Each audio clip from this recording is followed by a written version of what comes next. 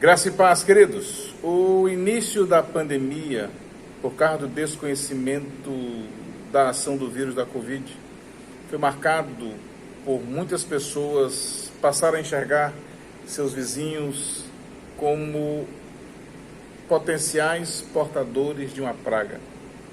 E aqueles que contraíram o vírus passaram por esse constrangimento.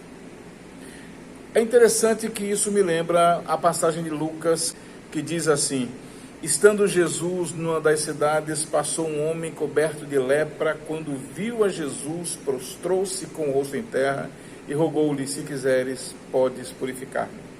Jesus estendeu a mão e tocou nele, dizendo: quero, seja purificado. E imediatamente a lepra o deixou. Então Jesus lhe ordenou: não conte isso a ninguém, mas vá, mostre-se aos sacerdotes e ofereça pela sua purificação os sacrifícios que Moisés ordenou, para que sirva de testemunho. Todavia as notícias a respeito dele se espalhavam ainda mais, de forma que as multidões vinham para ouvi-lo e para serem curadas de suas doenças. Mas Jesus retirava-se para lugares solitários e orava. Amados, uma das coisas interessantes que nós percebemos nesse texto é de que Jesus, ele ensina aos seus discípulos o passo da compaixão. Essa foi a primeira vez que ele se encontrou com um leproso. E Lucas, médico, fala do estágio da lepra, estágio final, coberto de lepra. A lepra era a Covid daquela época. Ninguém sabia como curá-la. Jesus, ele não só curou aquele homem, mas também apresentou algumas verdades a seus seguidores acerca da compaixão. E o que é que nós aprendemos aqui sobre a compaixão?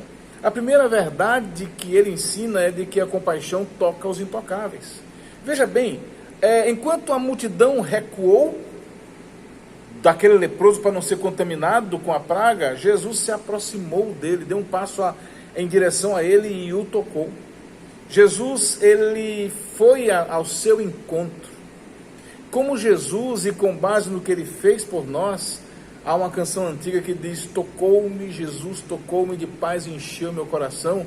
Nós somos chamados para tocar as pessoas com esse mesmo amor que purifica do pecado, porque é por meio do encontro com Jesus que o pecado é purificado. E nós somos chamados para levar as pessoas a serem tocadas por Jesus. A Bíblia, ela nos diz, e de Jesus Cristo, que é a testemunha fiel, o primogênito dentre os mortos e o soberano dos reis da terra, ele nos ama e nos libertou dos nossos pecados por meio do seu sangue.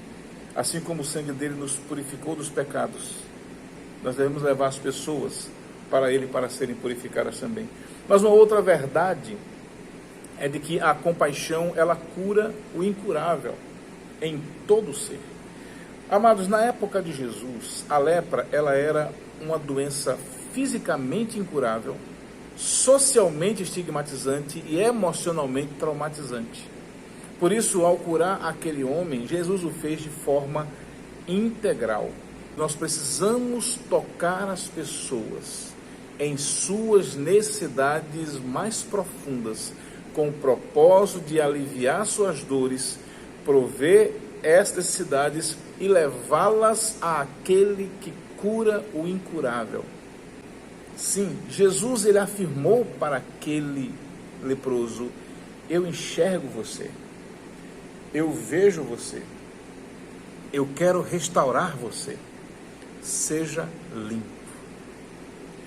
Também nos diz, como um pai que tem compaixão pelos seus filhos, assim o Senhor tem compaixão dos que o temem.